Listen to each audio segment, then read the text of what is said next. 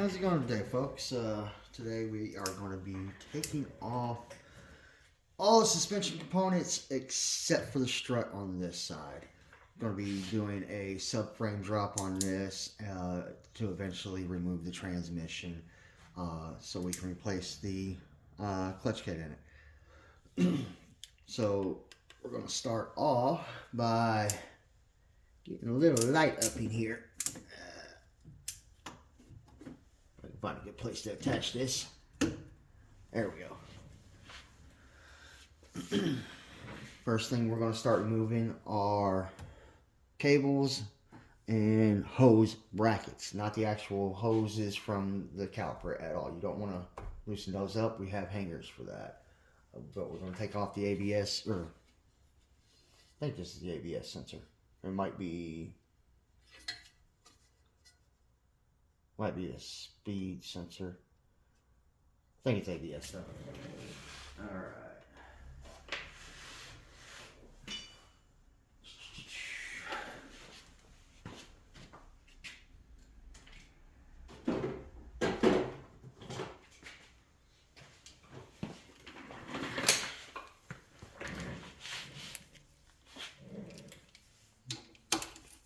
10mm bolts.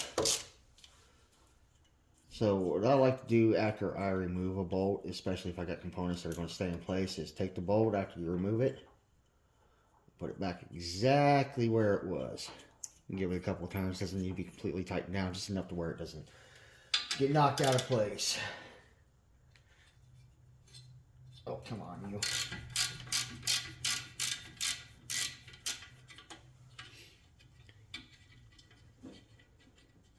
I'm also going to be replacing inner and outer tire rods on this. This customer opted out on getting the rotors shaved, so when we install the new brake pads and everything, it's going to look like this, and I'm going to try to clean it up as best as I can, knock some of that rust off, but it's not going to knock all of it off.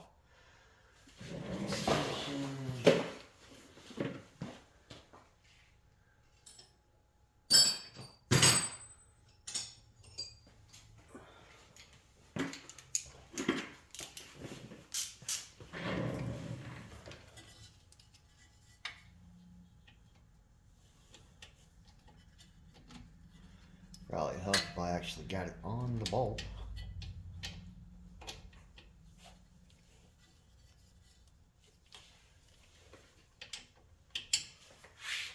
What's going on here?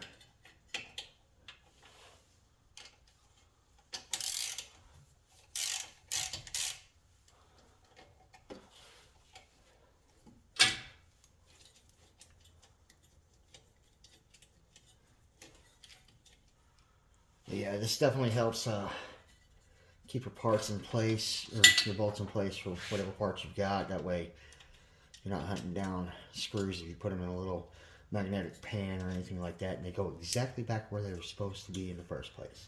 Now, if you don't like to do that, it's understandable, but you can take the bolts, put them in Ziploc bags, label them so you know exactly what they're for, or again, little magnetic bolt holders. Keep those in place too. All right, we got this. Yeah, that's a speedometer. That's not ABS. All right, got that one off. I think that's a 17.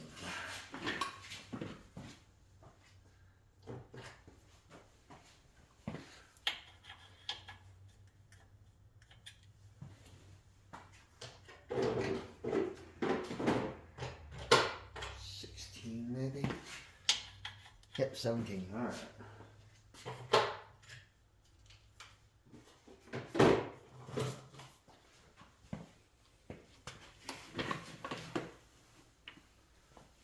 Do I have enough room to get that in there? No.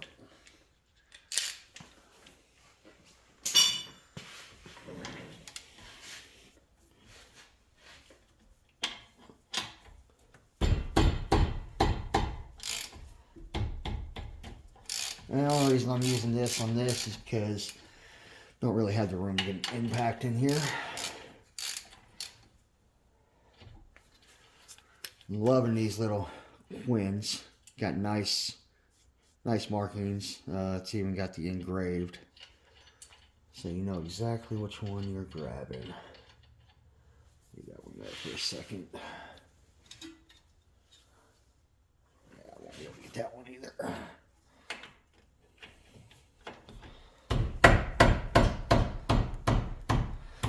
And if you don't have the strength to do this by hand, you can definitely use a rubber mallet. That way you're not damaging your tool.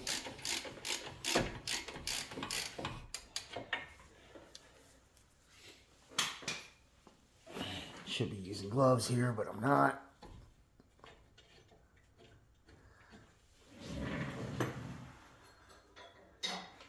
And don't forget your caliper hanger. Always want one of those. And they're pretty cheap on Amazon. I think I bought these for a set of 4 for $9-10.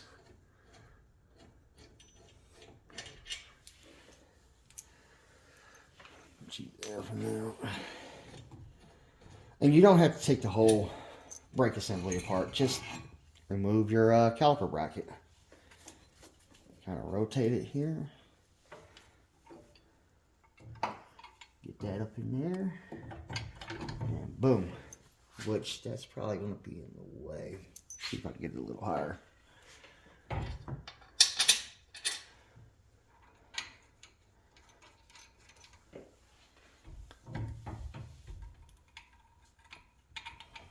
Oh, it'd help if I took off the brake line hose bracket.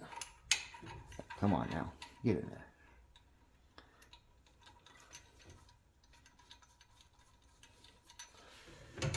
And that's going to be a 12.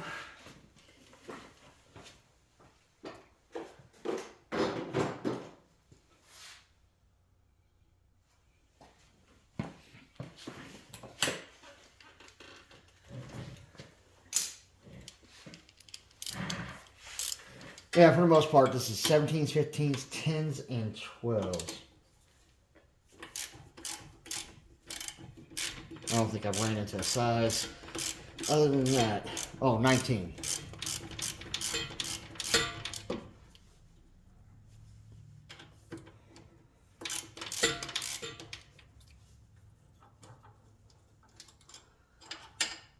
that one back in there. Let's not cross thread.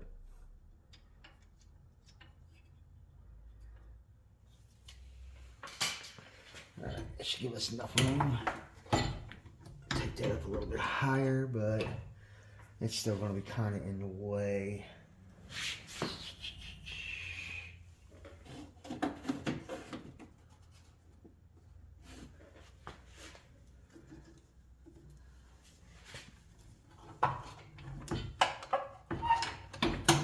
There we go. It's not perfect, but it's out of the way. We might be able to stick one on the other side. Nah, I ain't gonna do that. Alright, we got that off of there. Our next thing to do here will be to take off that cotter pin so we can remove that axle nut.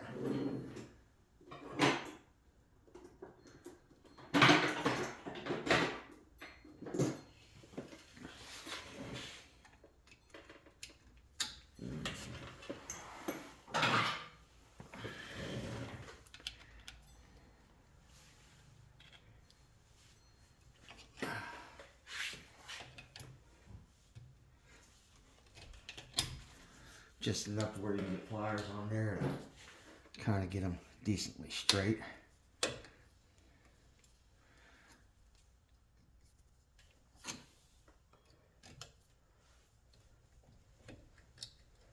Wiggle her out. Might have to tap her out a little bit.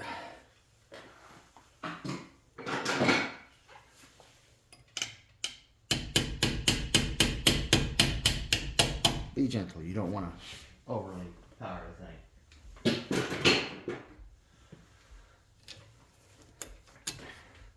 Never reuse. Always replace with a new one. That's gone. Alright, and that I have to go grab a new socket for.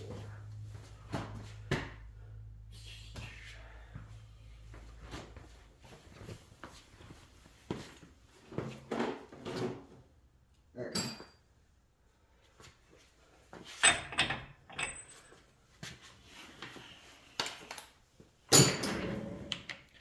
This is a size 32 6-point.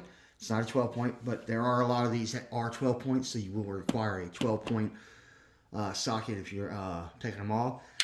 With these, if you're having issues getting these off, use a weighted socket. It'll help immensely. That battery's not strong enough. Break out the big boy.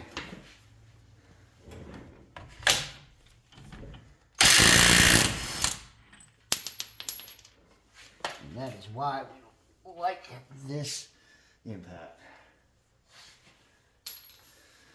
Off to the side.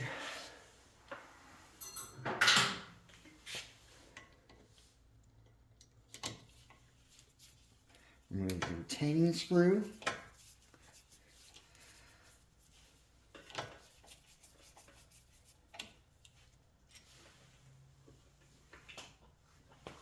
Off the side. Keep this. If your new kit does not come with a new one, you'll need to put this back on. Goes exactly like that, and the flatter side on the inside. That way it goes back on your CV axle and keeps the proper spacing. And that's off.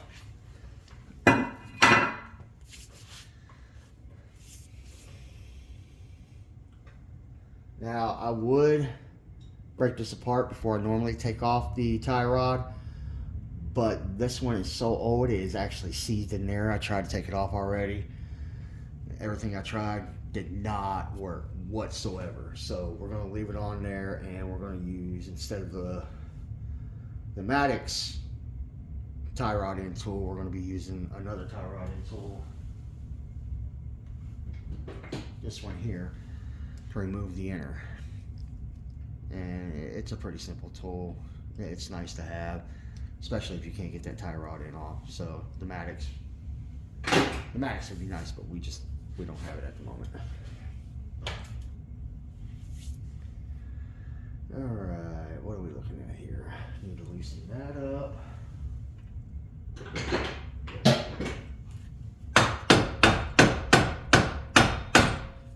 Rubber mallet. Do not use anything besides either a rubber mallet or a dead blow on this with a soft base. No sledges, no regular hammers, no metal basically against this. You can also, well, if you only have a sledge, you can also put a pin in here and use a pin to knock it out. But on this one, rubber mallet just made it easy, as you've seen. It's already out, it's already loose. As soon as I take off the knuckle, it should pull out very easily. And as you can see, I already had this one loose, so. Alright, that tie rod end's out of the way.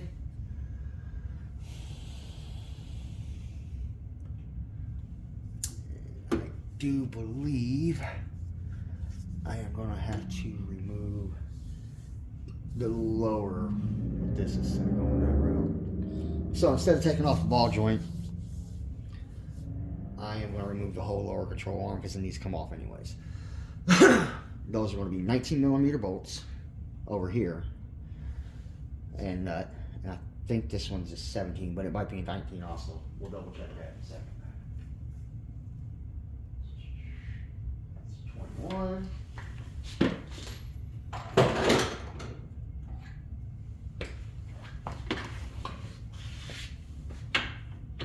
Okay, yeah, it's a 19 also. So, You got 2 bolts and 1 nut. 2 bolts over here holding the front of the control arm. You got a nut on top and a bolt on the bottom. You will have to remove both of those, and you will have to use a wrench on the nut to make sure that you can extract that bolt without it just spinning in place. Oop.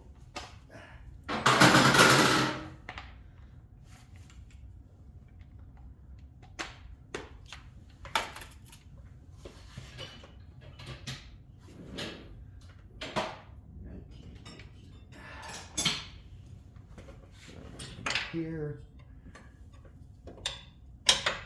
and you'll probably have to wiggle it into place a little bit there. I don't know if y'all can see that too well. Yep. Okay. Got enough little light there. Just let me get a little closer.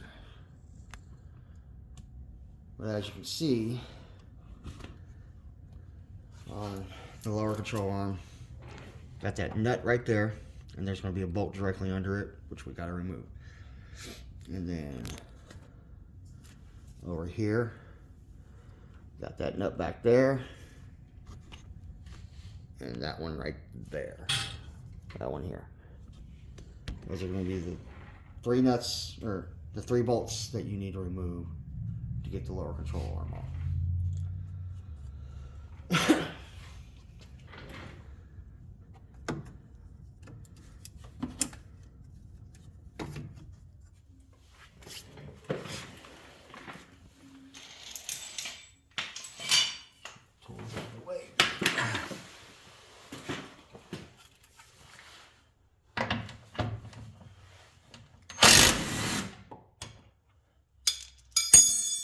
Definitely why I recommend hard.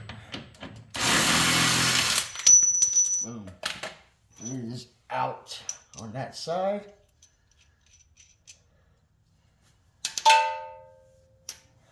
Leave that there.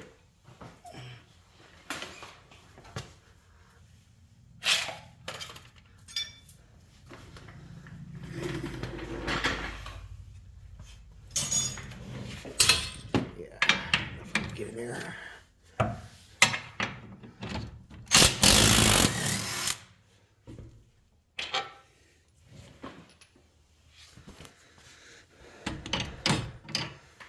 Alright, we're going to have to remove that sway bar link first.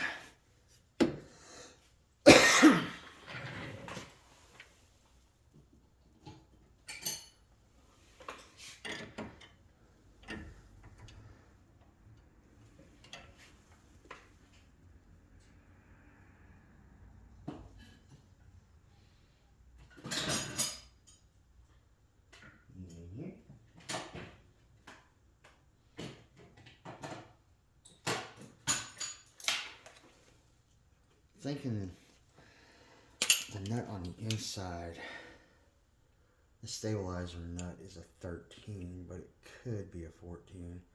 We're going to find out real quick.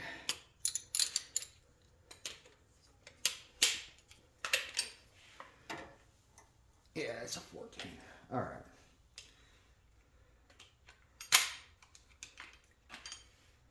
So both of these on the sway bar link are 14 millimeters. And I'm going to take one, put it here, and then the other one here. I'm using this because you don't always have the room, and it's a ratcheting wrench.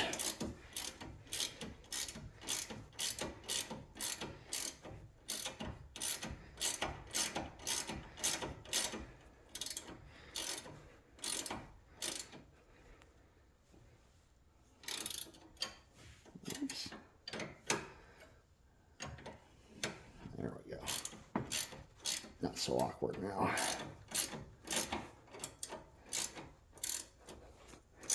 Sorry, I haven't sped up the video, guys. If it isn't sped up in the video. Still working on how to navigate the studio and getting it together.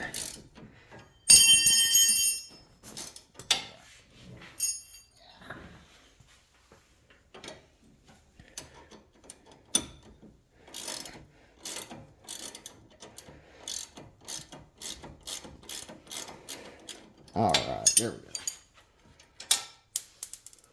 Get that one out of the way.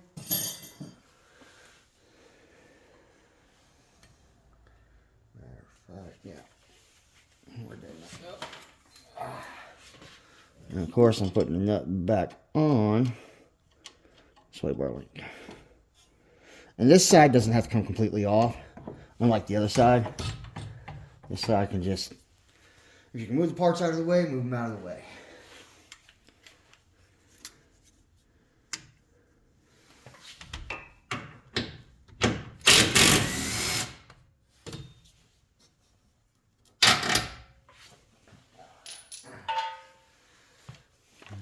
Let's see. Yep, that is 17.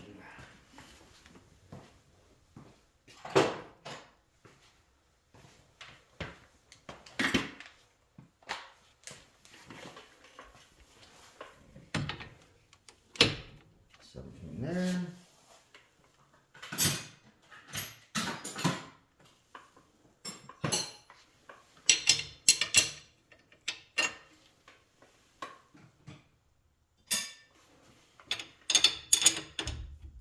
There.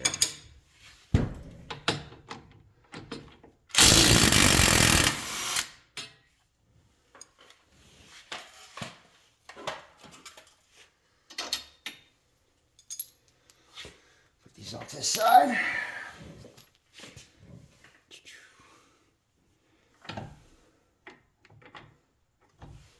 I'm gonna reverse this order real quick.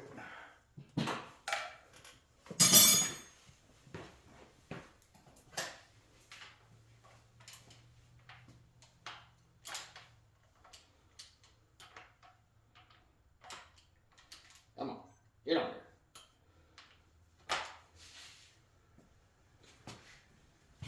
Alright.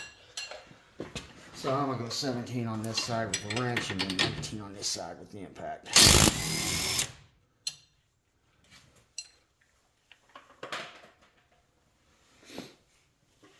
And as you've seen, it flexed a lot there for a second.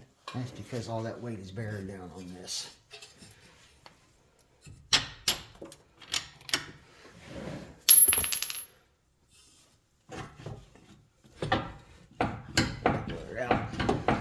Be careful because this can drop on you. Alright, and that's the whole knuckle assembly and lower control arm out. Next, we'll be pulling this out. Before we do that, we're going to take a quick break and put an oil pan under there to catch the gear oil that comes out. So I'm going to pause the video and I'll see you back in a bit. So I said I was going to come back and explain more on this, but I'm going to end the video here and we'll call this the lower control arm and knuckle removal. That way it gives you a good idea on how to get to the CV axle and how to get to tie rods and things of that nature. This video will actually provide information on how to remove all this stuff up to the point of the CV axle removal and tie rod end removal. So we're going to end the video here today. Well, not for the day, but just right now. And we're going to start another video to explain how to take out the CV axle and remove all the stuff that's on here under the